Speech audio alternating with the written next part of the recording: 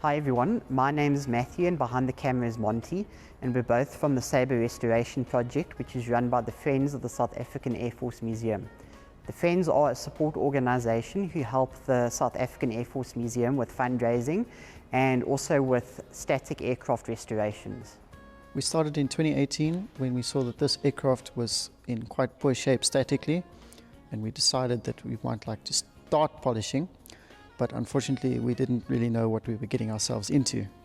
However, we started with the back side of the aircraft when we started doing some polishing trials with different compounds, and obviously there was a lot to learn, but in doing so we found some polishing compounds that worked for the automotive industry, and those worked perfectly with this project. So we started polishing with a rotary buffing machine. We started using a rough cut buffing compound, but as you can see there's some areas on the aircraft that were actually shinier than others. So for this reason is because we decided to keep the stenciling, which we will intend to replace eventually, but we wanted to capture all of the writing on its own before we damaged or removed it in the polishing process. So as you can see here, this is what the aircraft used to look like before, and this is what it looks like now. You can actually see my reflection.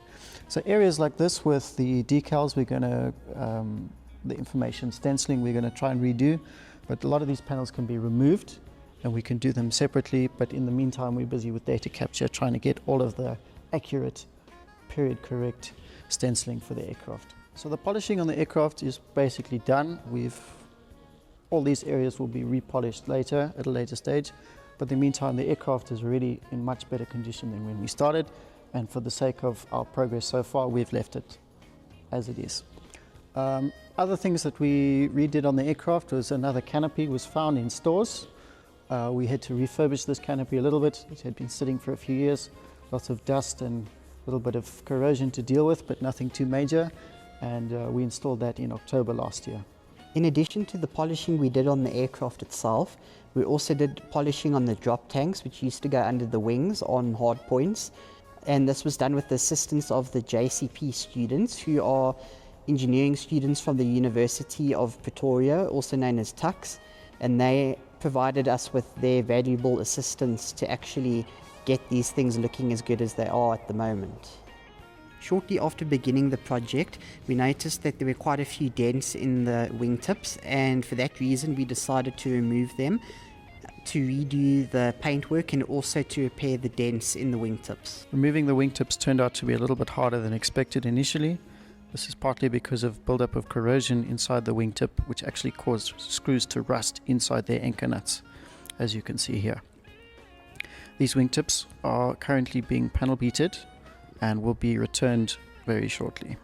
One of the other issues we ran into on this aircraft restoration was that there were panels that were not just damaged but missing entirely. So one of the examples is one of these that holds the engine mount, where the engine would be mounted to the aircraft. This panel was completely missing.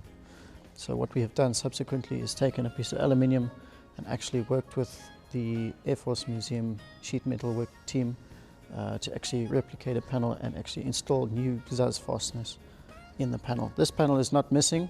This panel was only used as an example to get the length of the ZAAF fasteners that we needed. One of our original goals for the restoration project was to try to keep the aircraft as original as possible, and for that reason we tried to save as many screws as we possibly could. So if we look down at the table here, we have a jig that we used to actually sandblast some of the corroded screws. Some of them we could save and some of them were too far gone. So if we look here, you can see how corroded that screw is on the head. If you look at the actual shaft of the screw, you can see it's a lot cleaner than the head. Over here we have an example of a mint condition screw, which still has the plating on the screw, which means that this is essentially a brand new screw. As an example of the refurbishment of some of the fasteners that we've had to remove, that's an example of obviously one that's been removed from the aircraft. As you can see, quite rusted, not in very good shape, although the back is still in reasonable condition. This is an example of a screw that we've refurbished. As you can see, it's nice and shiny and the head is nice and smooth. So there are different ways of doing this. If we have a screw that's in this condition or painted, we can sandblast it first, which obviously removes any paint or corrosion. but this screw is already plated, so the layer is what's protecting the screw from corrosion. Hey guys, thanks for watching our first of many videos. Please like and subscribe and feel free to share with your friends.